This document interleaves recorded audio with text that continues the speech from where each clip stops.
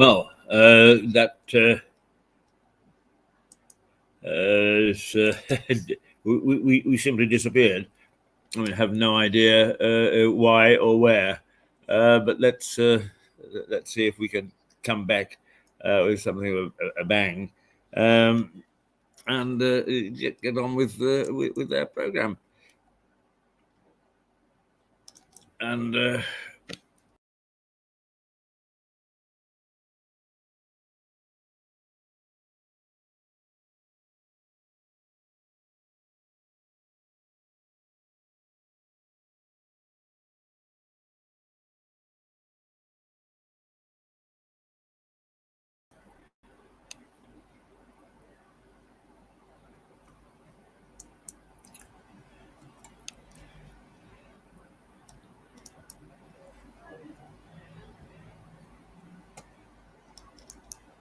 And there we are, I think, and hopefully you can hear me and see me and all the rest of it. Let us try and see whether we can actually conjure up Melissa Conti, who is in the UK at the moment rather than in New York, and indeed is undoubtedly standing by, and we hope that she will be able to join us. Anyway, I'm not quite sure exactly what happened there. We got the end of a bloody pass of a tiny town, and then everything went sort of haywire.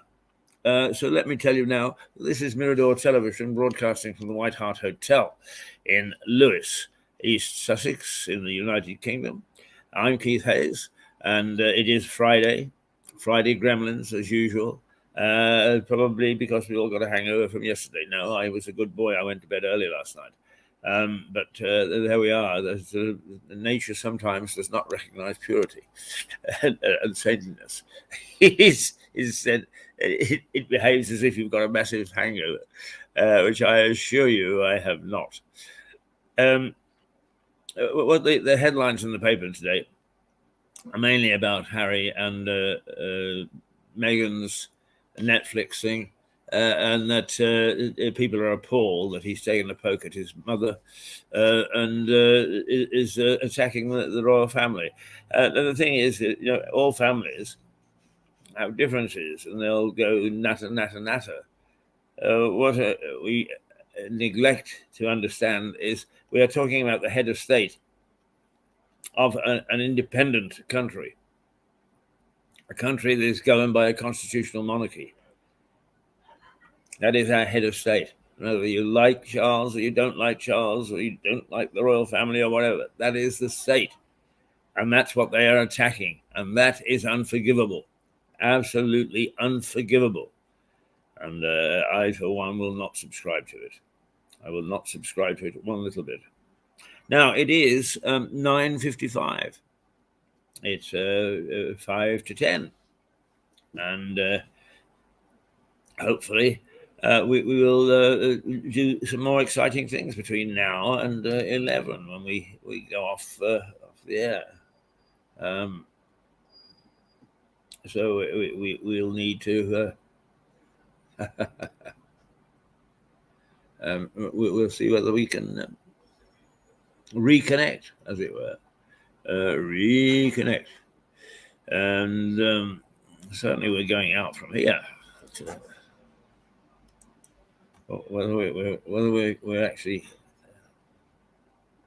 coming into your homes is anybody's idea. Let's get Christmassy.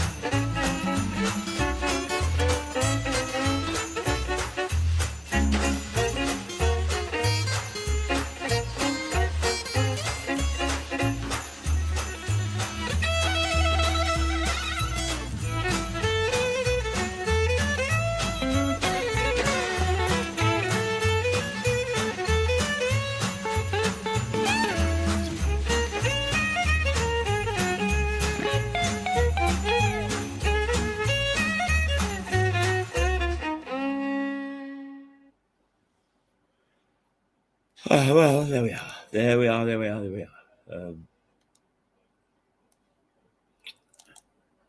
are. There I am. Anyway, what else is going on? I have no idea. I have no idea whatsoever. We're trying hard to restore the normal things. Perhaps we are back now. Perhaps we are, with any luck at all. In the hope of going steady, I would ring that I got ready. That was a line from Free as Air, which was a musical. Julian Slade. Good morning. The old man is here. No, it's not the old man. It's the brilliant intellectual, brilliant broadcaster. You're lucky to have me. Well, indeed. We shall obeisance.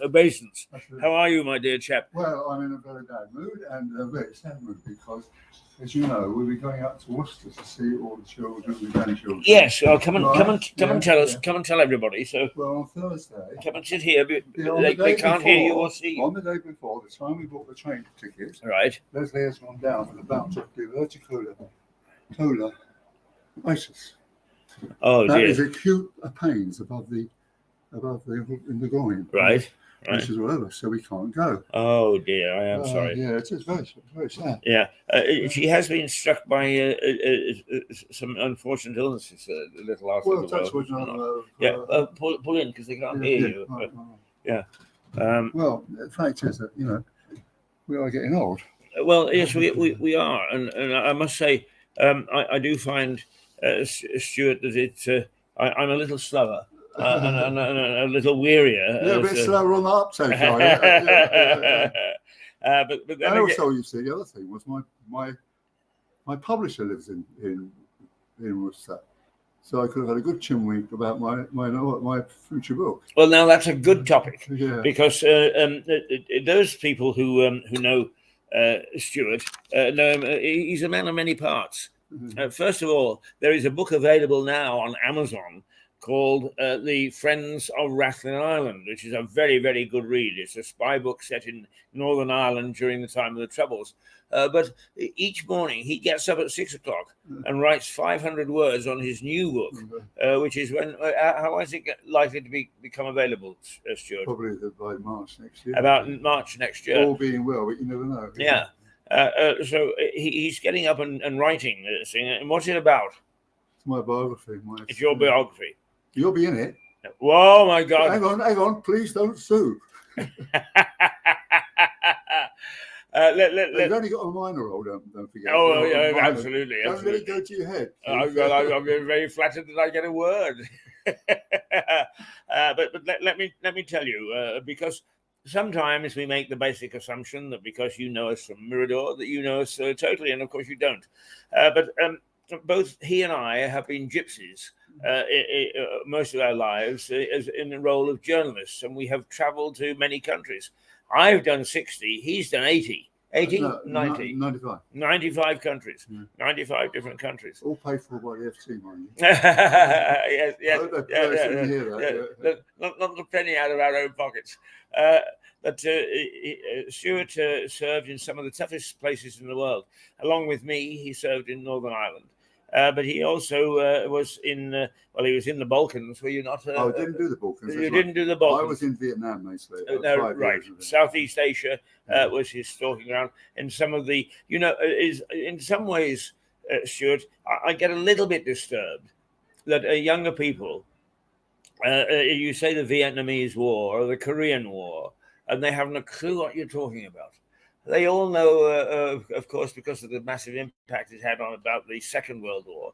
Some know a little bit about the First World War, but very few recall, unless you're an American, the Vietnamese War or the Korean War. Well, the Korean War wasn't. Look, what you've got to understand is the Vietnam War was the first ever television war. Okay? Right. So in 1968, Ho Chi Minh was dead, and it was Lee Zuan who said a total invasion. He thought there was going to be an uprising. Okay, So they powered down into South Vietnam, and they were going over the villages and the towns and so forth. Next day, it happened. Once you had the television war, the people in America were seeing it in their front parlours every bloody night. And by 1968, they rose up and said, "What the bloody hell is this?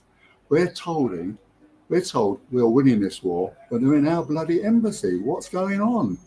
And that was the beginning of the energy war, because Lyndon Johnson, who'd never declared an actual state of war, was never going to get re-elected. So you had Nixon, who brought about the end of the war. And that's why it's still so much available, because of the films. You things like Apocalypse Now, Against the First Year, so forth and so on. And really, for me and lots of Americans people, it still goes on. Yes. I mean, it was Apocalypse Now where they used the Valkyrie and the helicopters to introduce it. The film Apocalypse Now, is that where they used the Valkyrie and the helicopters? Oh yes, it was. But that was based on the guy who went up the Mars. What's his name? The writer. It was based on a novel about going right up. I can't remember the name right now. Who was the president who actually got them into that war? Well, now this is the most interesting question, Keith, because in 1958 they first became involved because the President Eisenhower and the Secretary of State John Foster Dulles were God-botherers. They were very religious people, and they came to believe that because of the Chinese was totally communist, they thought that there was going to be a whole sweep through all Southeast Asia of communist countries. Of course, it never happened, but that's what they believed. And then that made that once they were in there, the Americans were a bit stuck, basically. But that was strange you should mention it, Anna, because I've just had a long email from my daughter in Cambodia and Vietnam, and she hadn't been talking to me before, and she said, "Dad, when were you there? Did you leave along with John Swain?" I said, "No, John Swain left from Cambodia, love." Right? The journalist in American Journal, at the end of the thing, the 1974 final assault, what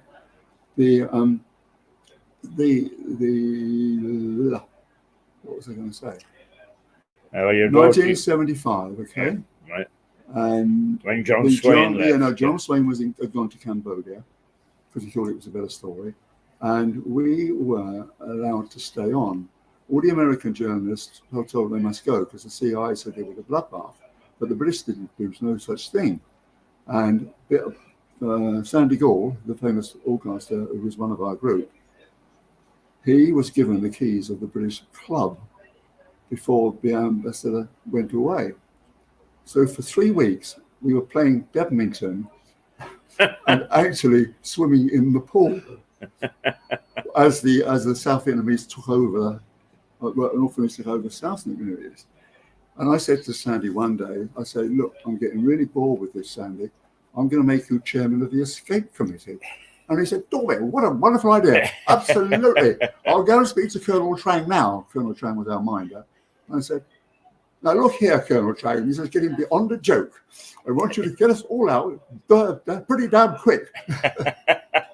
So poor old Colonel Trang, who didn't know what he was talking about, sent us all out to Laos. And there were certain funny things in the old wars, really. There was part of my player group at Sussex University had gone to America to make their fortunes. And one of them got a job with Time magazine, and there was a story in Time magazine about me and the other British journalists staying on. So this email said, "Is it true that you got pissed? That you fell asleep? You got pissed and fell asleep?" And I said, "Yes, it was true. I did on that time. And then the Viet Cong was knocking on your bedroom door."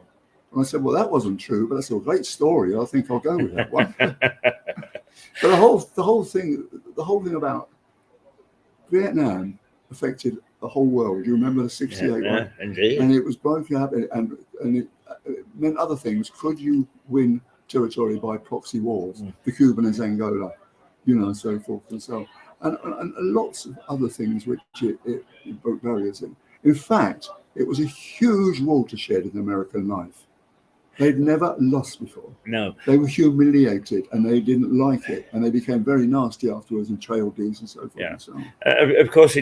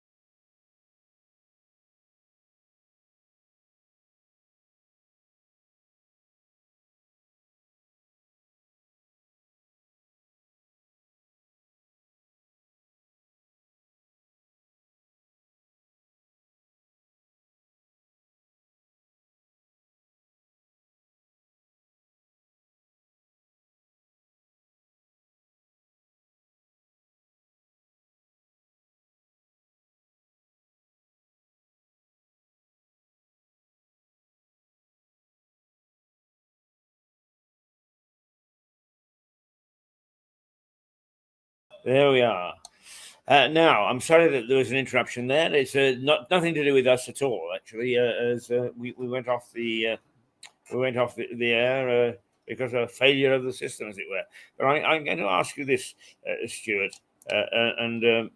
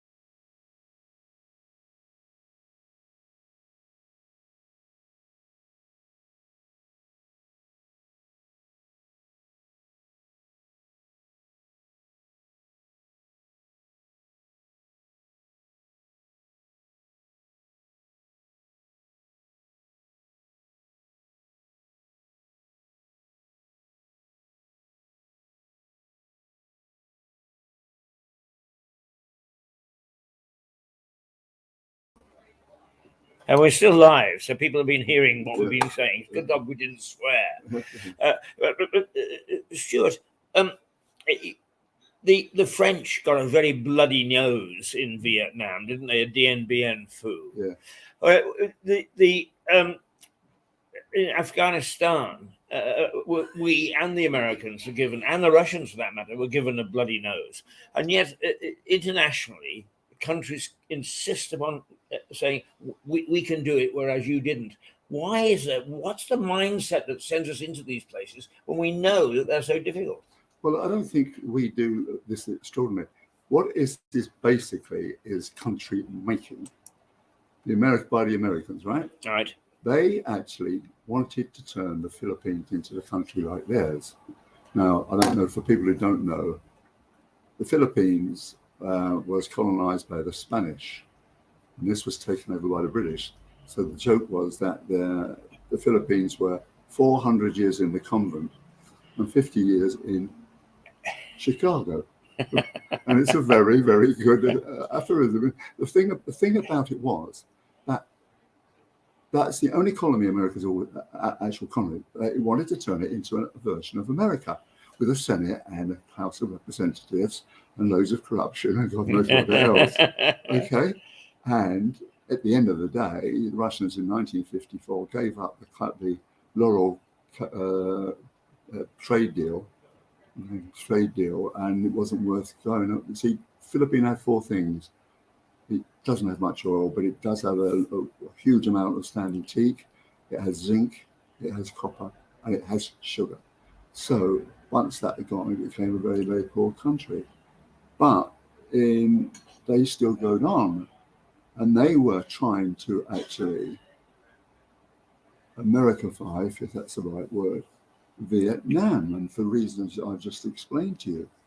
because they felt that they should be there and get rid of these wretched bloody Viet Cong, which actually they did in 1968 with the Cot offensive. Now, back in 1975, that was the defining moment where, you know, the American army, well, all they really had, all their advantage was, first of all, Vietnam border is indefensible. It's 1,000 miles long. Secondly, the North Vietnamese didn't have any aircraft. And so then, you know, the Americans had all kinds of things like bomb hole, whatever it is, orange, wasn't it? Element Orange, where they did all the trees. Yes, that's right. It was an agent which has destroyed everything in its path. Yeah. I mean, they destroyed great swathes of jungle, didn't they?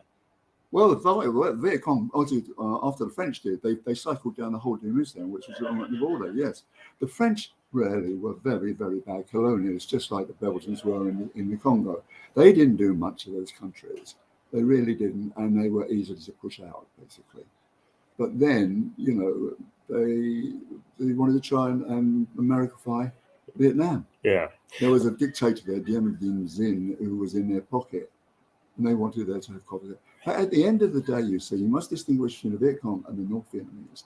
The Vietnamese just wanted their country back.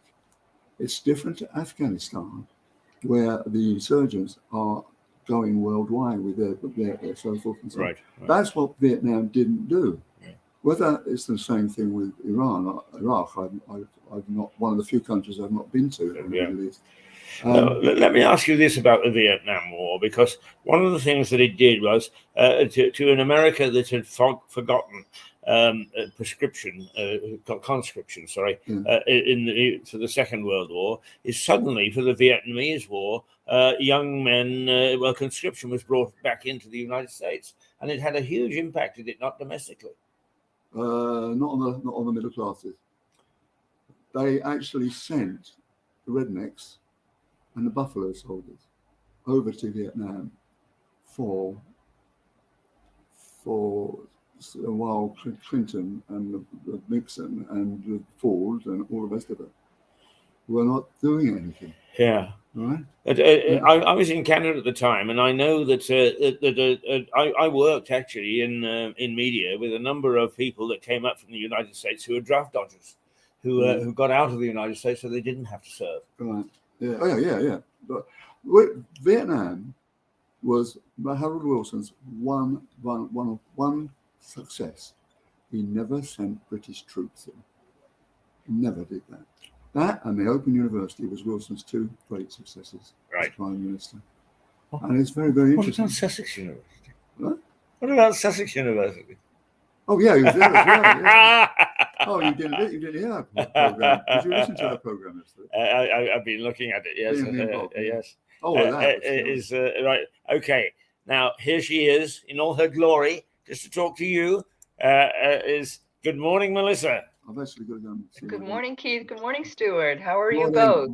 Yeah. How are you doing? I'm very well, thank you. That's good. Now, come on, bring us up to date. Where are you? Come on in a bit, Stuart. Yeah, I've got to go quite soon, I'm afraid. Anyway, that's a few minutes worth.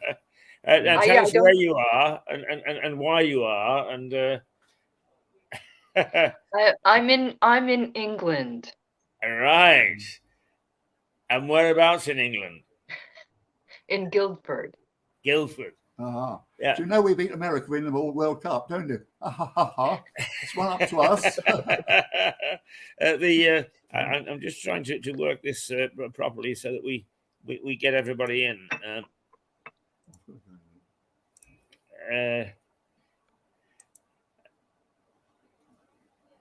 Sorry, Melissa, I'm playing around a little. That's okay. There we go. Now we can see everybody. Yeah. Now, one thing that I should have to tell you is that the assizes, almost from about 800 AD, Saxon times, were in Lewis. And what we did was we found them guilty here and then sent them to Guildford to be hanged. Well, there is a crematorium here. I did notice. Oh, that's what they did with the Like, bodies. like usually in the United States, we don't announce crematoriums. We certainly don't put them on street signs. So yeah. Okay, now bring us up to date then with your travels. Well, I'm here to visit for the month, and it's been very delightful so far. I'm working and visiting at the same time, and it's very cold here, but it's the same in New York. It's really not any different. Slight differences, but I guess I'm used to it. But yeah, your country is very lovely, and all of you are just adorable, really. Even Stuart. Even Stuart.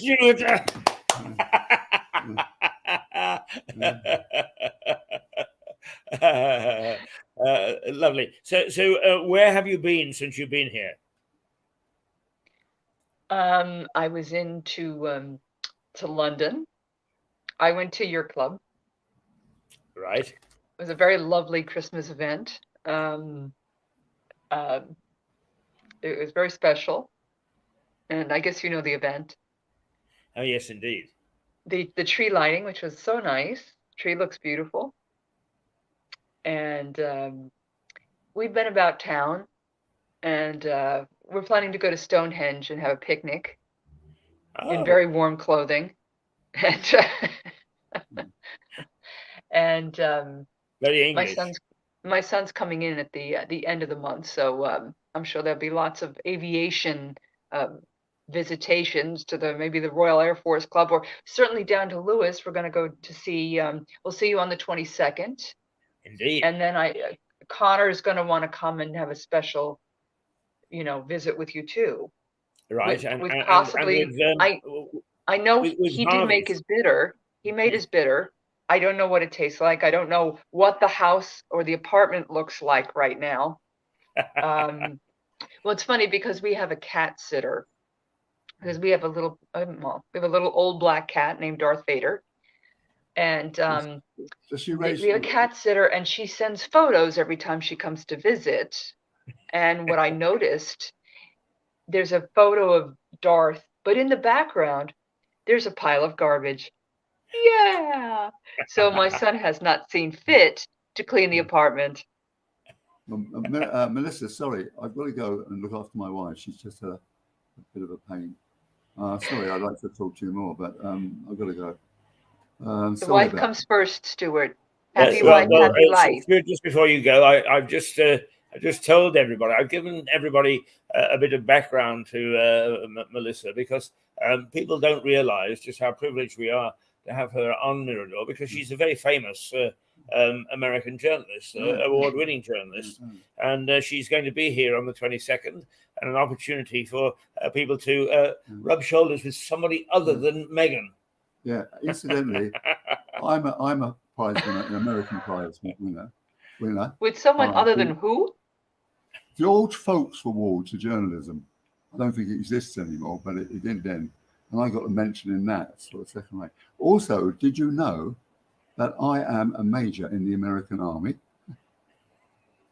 Very good. I also studied economics. Do you know why? Why? Americans would always medevac the journalists kosher before the rednecks, which is a terrible thing. But we had these little cards, and let's say if there was a real attack, they got us out first, which I don't approve of, but there I am. So it plays me. It's very useful when I come to the White Hart. Even in major, usual is it? Pint of beer. Now, actually, Melissa, you also have a status in the American military, do you not? Yes, I'm a captain in our Air Force Auxiliary. Right. There you go. Yeah, I'm the only non-military person around. Absolutely. They say snap to attention, and I stand on both feet. And you trip over as you're getting up from the floor. Yeah. Okay, well, Stuart will be there, of course, on the 22nd. So you look forward to. I'll see you then, Stuart. Go tend to your wife. Remember, happy wife, happy life. Yeah, well, Keith will tell you what's happened. So. Actually, he's behind in writing chapters of his book too. So, oh, go right. Well, I was going out to see the publisher, but it's not working out quite as we thought. All right, I'll see you later. Okay. So you definitely got home. There we are. Good to see you, Stuart. I'm glad you were able to drop by. Okay. Bye, and we'll Stuart. Talk to you later. Talk to you later. All right. Now there we go. Yes, I'm glad you've been to the Travellers Club. It's a place of civility and courtesy. I haven't actually been for almost a year now because I've been really trapped down here, partly by COVID and partly by ill health. Although I have started to travel to London again now, so just once in a while.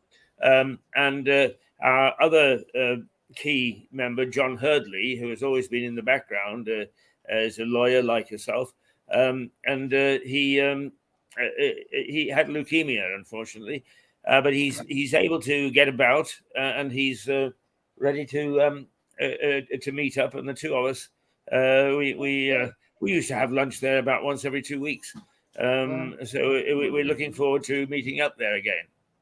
Yeah, I spoke to a gentleman named John, and I don't remember his last name, but maybe it's best that we just keep that between us. And he knows you. So I purposely don't remember last names of people in the club. Right. Of course. Actually, when I'm teaching protocol in London, which I do from time to time, I actually take a small group of, they don't call them students, they call them delegates, down to the club because, of course, it is the center of protocol. But I point out to them is they would never know where they were going because all you see on the front door is a number. Right. No, but everyone was just so nice and had lovely conversations, lots of things in common. And I probably shouldn't have had that half a glass of champagne. Did you get giggly? Well, really, I'm not a drinker, so yeah, that would have been best not to have had anything. Yeah. Well, I have to say that lunch at that club table is the favorite was champagne and oysters, and I must say that I have missed that. But who knows? Stranger things have happened, and maybe I'll be able to get mobile enough to go up there again regularly. I would hope so. Now let's just a few things have been happening at home, and it does look as if you've expressed your views very clearly about ex-president or former President Trump and his attempts to run again. And it does seem as if he's running out of steam. Am I correct in that assumption? Yes, indeed. He just doesn't know how to act. He doesn't know what's right and wrong, and we're all tired of it. And I think the Republican Party is ready to remake itself. They really were worshiping at the altar of Trump, and it needs to stop. I mean, you can't be threatening the Constitution. That's nuts. And then say that you're our president who is supposed to defend the Constitution. So he doesn't know what's appropriate. He just doesn't understand that. He was in New York real estate. He was always in his own little world, able to do anything he wanted to do. But, once you pass the door at the White House, no, there are certain protocols, even though he broke them all. People just got tired. Now he's going to have his diehard fans, Yes, anybody does, certainly, yeah. Yeah, and so I don't know. I don't know. There's some nuances there because they're going to be running Ron DeSantis, our governor in Florida. I don't know who's worse in terms of policy, in terms of making changes in the country. Trump would do things unintentionally. He wasn't trying to make this into a Christian state. Whereas that's more of what DeSantis is all about. Anti-gay, it's, I don't know. I don't know. It's going to be interesting. And I haven't heard who they're going to run on the Democratic side. Biden isn't going to win. He's too tired. Yes. I mean, I was going to say, is Joe Biden likely to run again? Maybe, if we can't find if the Democratic Party can't find anyone. Yeah. No one's come into the forefront, and we only have a year left. Yes. What about the lady vice president? We don't hear much about her. How has she performed? I don't know. I mean, vice presidents don't have much consequence here. I'm sure she's going to a little event here and a little event there. I don't know. We don't hear much from her for that reason. Doesn't do much. They're not expected to do too much in the vice president's role anyway. So. Now, you're in England, and undoubtedly you woke up and took a look at the newspaper headlines this morning. And basically it's all about the Netflix program where Harry and Meghan are really tearing into our royal family. What's your view on that? Watch me. Yes. Well, I'm rather excited about it for this reason, is that it doesn't matter whether the royal family are good, bad, or indifferent. We are a constitutional monarchy, and that is our head of state. And to actually rip in the way that Harry has is I find that very upsetting. I thought they were done with Oprah. I mean, it seems to me that they just are doing it for money. They need something to do to make money. They couldn't possibly think of doing something good, right? No, it seemed that way. Why not? Although the accolades the other night were from some sort of Kennedy Foundation type thing, and a lot of Kennedys were there. Is that surprising or not? I just, I don't know. I just think it's all a lot of hoopla for nothing. I think she took offense to every single thing. She had her lovely royal wedding. Where was the gratitude for that? Yeah. Right? She could have still been here and done some positive, good things and maybe influenced people in a positive way here. Instead, she's done just the opposite. So confirming everyone who was a racist, just confirming their ideas. And first of all, the whole thing of race. Listen, I have a little bit of that background in me too. However, I would never be discriminated against because of it, because my skin is light. Her skin is light too. Okay, she's a beautiful woman. She's a very lucky, fortunate woman. That's what she needs to focus on, not all of the offenses. There are folks who are discriminated against. It wouldn't have been her. So, but she just took offense to everything. So if she's focusing on all of that, that's what's going to grow.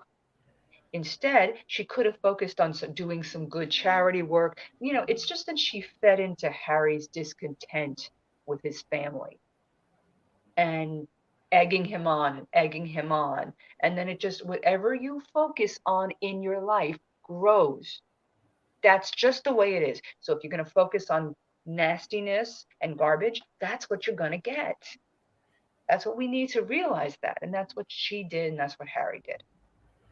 Offense. I'm offended. And so whatever they're offended by is going to keep growing in their lives. She could have been a force for good. That's what I'm saying. This is not good. It's not good. I'm sorry. You're a mother. It's a woe is me. Oh, woe is you. Do you know? I mean, you should have some gratitude. You're an actress. Your father director got you in, essentially. She's a beautiful woman. She's got money. She's got 2 beautiful children. She's got a husband who obviously does anything she wants him to do. But no, we're continuing to be discontent. While all this is going on, Melissa, you're a mother and a very successful mother. I mean, you've got a son whom you can be enormously proud. He's become an international journalist. He's going to race off and fly jets at 3 times the speed of sound. He's a brewer and all sorts of other things. Now, it seems to me that in all this hoo-ha, that the children have not been heard. People, I don't even know where they are. Are they actually being absentee parents the way that people were in the 1920s in Britain? I mean, for instance, Churchill never saw his mother and father, Winston Churchill, and because they were busy going on and they had a nanny. I mean, is that sort of have they returned to that sort of thing? You think? In general here, or just those two? Those two. I would hope she's a good mother when we're not seeing her on camera complaining. I've not heard anything that she's a bad mother. She seems very proud of her children, and I hope she's a good mother. Because she's going to have a lot of headwinds given all the nasty publicity. Whereas it could have been very good. They could have been part of Harry's family. Could have been nice, but now they're not going to be. They're going to be living in Los Angeles, in some fantasy world. I don't know. I hope that she's doing right by her children. That's all I can say. Hopefully she's a good mom. We don't hear anything about the children over here at all. I mean, I've struggled to think that they've got children. That's why I asked the question: is do they actually push them into the background while they're pouncing around doing all these things that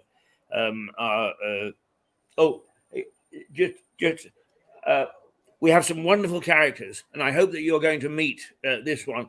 Is that the window cleaner on the street? And we featured him in several programs, Andy the window cleaner, and he just went by with his ladder over his shoulder and so on. He is a marvelous, marvelous character. So I'm sorry, I'm privileged because I can see what's going on the high street as I sit here. And there was Andy, God bless him. He and I, a couple of years ago, used to race to try and get onto the high street first. And we actually kept pushing one another. In the end, we decided to call a halt when we were both getting here at 5 o'clock in the morning. Now, Melissa, I'm wondering a little bit, but having you here evokes memories, because we go back a long way. We've known one another since 1990 and worked together since 1990. And one of the things that occurred to me is that you actually gave me the heads up that I think it was Facebook were developing this broadcasting from a phone. And as I recall, you said to me, hey, this is happening in Hollywood and it's only available to the stars, but it soon will become generally available. Do you remember those days? Yeah, I do remember getting very excited about it. And I think our show was so groundbreaking.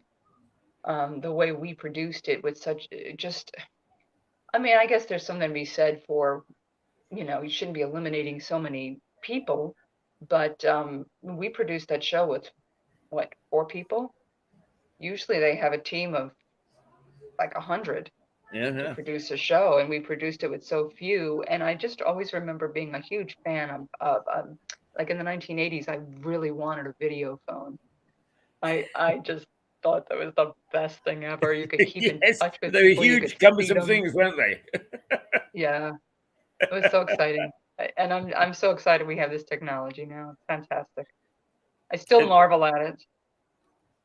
Well, is the thing that amuses me is, of course, is the Dick Tracy cartoons, and he always had a watch in which he was calling headquarters, long before anybody thought it was possible. Yeah, but we seem to be living out the fantasies, which is nice. Yeah. Great. I'm sort of testing you a little bit, just because I think our viewers are interested in what you think and how Americans think and what Americans think. Is one of the things that I find strange is this is a generation that is doing an awful lot of investigating space and going out. I forget what it was in Star Wars, going to or breaking boundaries that no boundaries have been broken before, or whatever. And there is a tremendous space program going on, but people seem not to be that interested in it. Do you get that feeling? Well, I think it's because well, think about it. If in the 1960s we had men walking on the moon, right now, because they had dismantled a lot of those programs, we're just getting rockets that are just circling the moon. So it's almost anticlimactic. It's like, all right, we're not excited anymore. We in the 1960s, you had men on the moon. We don't have that. We just have a rocket that might make it there. So that's why there's no interest, because there's no advancement in the minds of the public. Right. Certainly there is advancement because the technology to get there is a lot greater. But really the programs have just been in slumber for a while. There's no huge advancement where all of a sudden we have a moon colony, people broadcasting with their phones from the moon. We don't have that. When we do, there'll be much more interest. And honestly, that's my feeling anyway. Yeah. It's exciting to see the launch and the power of those rockets. Are we going to get to Mars? Maybe, I don't know if it's going to be in my lifetime, but yeah, because it's a 6-month journey. So it's, but I think that's really the reason, is that we've already been to the moon, but we can't seem to get back there. So why do we bother to pay attention? Right. That's what it is. Yeah. But we'll get there. We'll get there again. Now, tell me this, because at one time, if I said to you, little green men, everybody would have said, ha, ha, ha, ha, ha. Well, there is a real belief amongst much of the scientific community that we're not alone in this universe. How do you feel about that? Well, it's quite vast. It would make sense there would be some life out there besides us. I mean, we're not exactly the pinnacle. At least I hope not. This is as good as it gets. Are you serious? So yeah, I think it's certainly possible. Right. Let's take a pause just for a moment. I don't want you to go away, not just yet. But perhaps what we can do is hopefully say a Merry Christmas to everybody.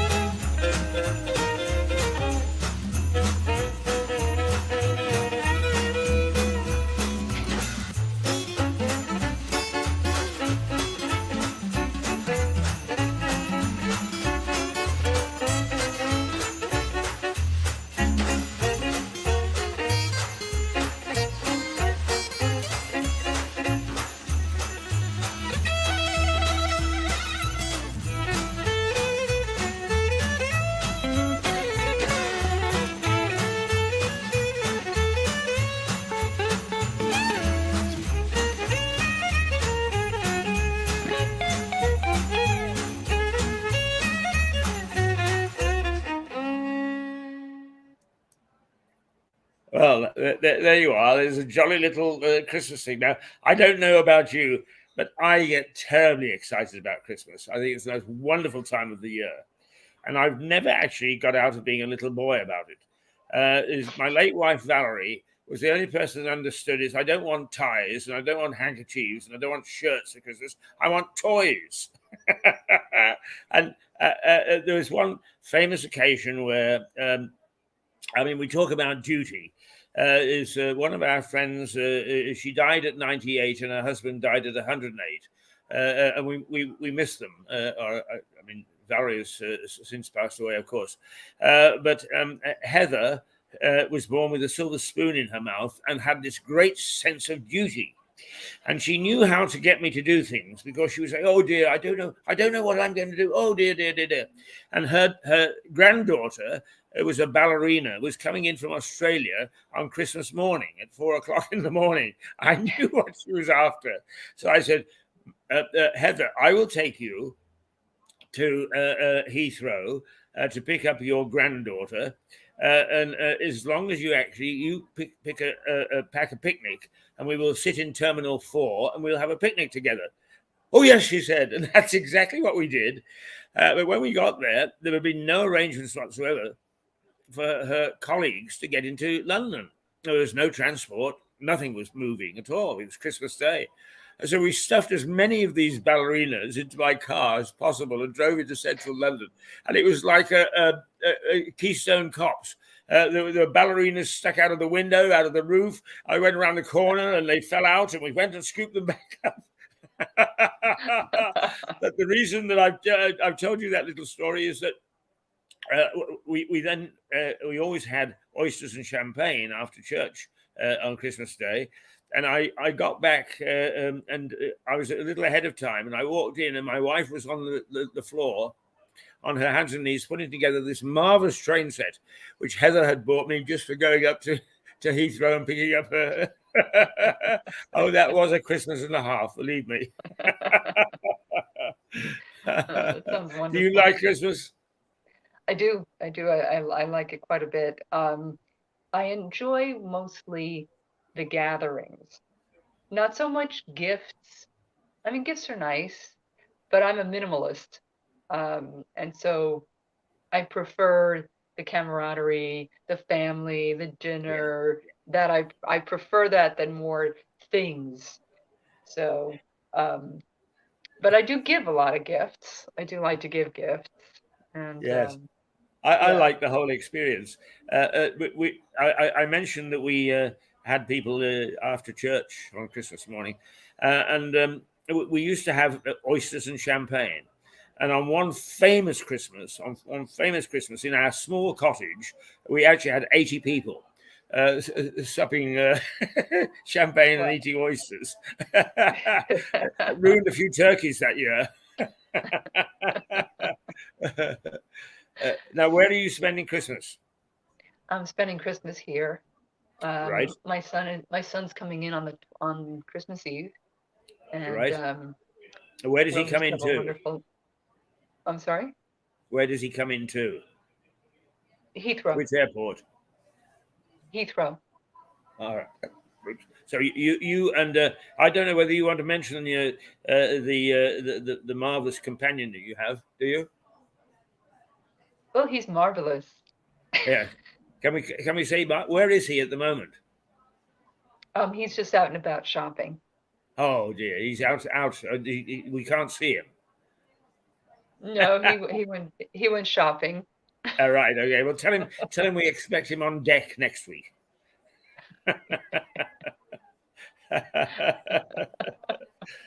Well, it's now 10:45. I'm going to actually. We had some technical difficulties earlier, which stressed the whole thing. So I'm actually going to say toodle pip to everybody. But Melissa, it is marvelous to have you in this country, and is. Marvelous to be here. Well, I spent 10 years. Beautiful country. You really have a beautiful country. It is beautiful, isn't it? It's suffered a lot of crises in the last 12 months. And I mean, I suppose we must thank Harry and Meghan for creating another crisis in December, because we've had one from January, one per month from January on. And I wondered what crisis we were going to have in December. So here it is, with everybody up in arms about it. Well, I mean, I guess I haven't watched it, and I have no plans to, and I have no plans to read stories about it. But I thought it was already said. What more is there to say? Well, I actually don't. I don't watch those things anyway. People tell me about the Crown of Thorns and Crown of this and the Royal this. I'm not a royal watcher in that sense. Right. However, next time you go to the Travellers, see if somebody called Nick Munson. Now, I'm not going to give him his real title because that would identify him, but say hello to Nick. I know Nick. You do? Right. Well, let me tell you that Nick is my eyes into Buck House. Have you spoken to him lately? He's just so lovely. What a nice man. Oh, he is. Well, he and I have this competition to see who can get the stripiest socks. And that when we meet, I pull up my trousers and he pulls up his, and we compare socks. But he's a lovely man, and as you know, he had a great sadness in his life as well. And what I really like, I suppose, about the fact that we've both been journalists is it doesn't matter whether it's at the very highest positions in the land down to sort of the lowly people who are homeless on the streets. Is we see life go by and we enjoy a special relationship with the community that other people just don't have. And we've been very, very lucky. I mean, now that I'm 83, I figured it's 83 years not wasted. And I hope that between us, our Mirador, we try to bring a little bit of the idea of what life is all about to people. You'll be pleased to know, I had a little thing in the other day that our viewership went up 2,000%. Wow. is in the last week in November. So there you are. We're getting to somebody. Very good. All right, my darling. It's good to see you, and we'll look forward to seeing you on the 22nd. And will you actually send an email to me the date that you and Connor would like to see Miles Jenner, because yes. particularly in his role as High Sheriff, he gets very busy. But I know that he'll want to put some time aside. So let's strike while the iron is hot. Very good. Very good. Okay. I'll send you an email. Right, okay. Yeah. Good to to see you. Talk to you, Keith. Yeah. Talk to you soon. Bye-bye. Bye. Bye.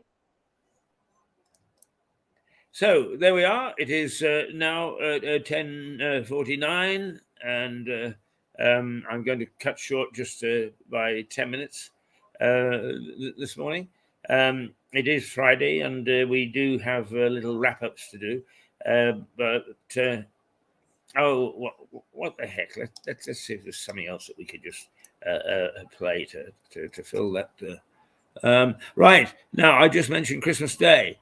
Here is Christmas Day according to Mirador.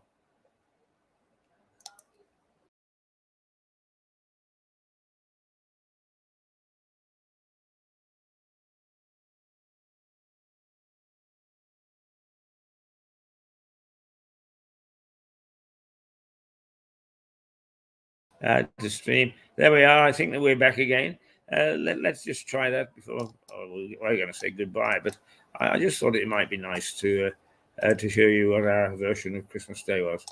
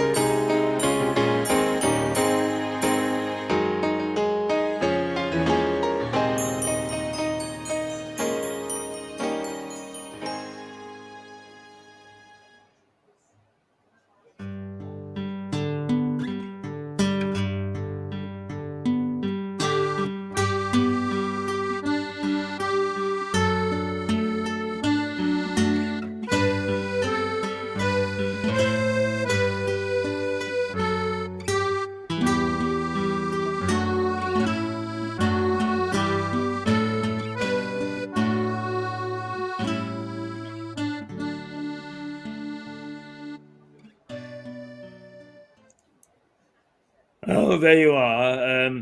It just is. It is always a great time for us, but I just wonder whether, in fact, I'm not sure. I don't think I've got it here, which is a great pity. But um,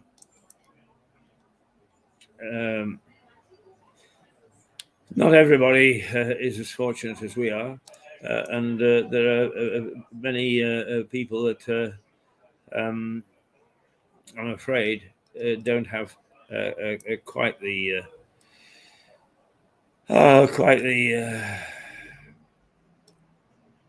nice, pleasant situation on Christmas Day that we have, and that was reflected there. But I'm not sure whether, in fact, I would can find what I'm looking for. No, not really. Um, uh, no. So I'm not gonna bother you with well I actually look for it. So let us just say goodbye on this.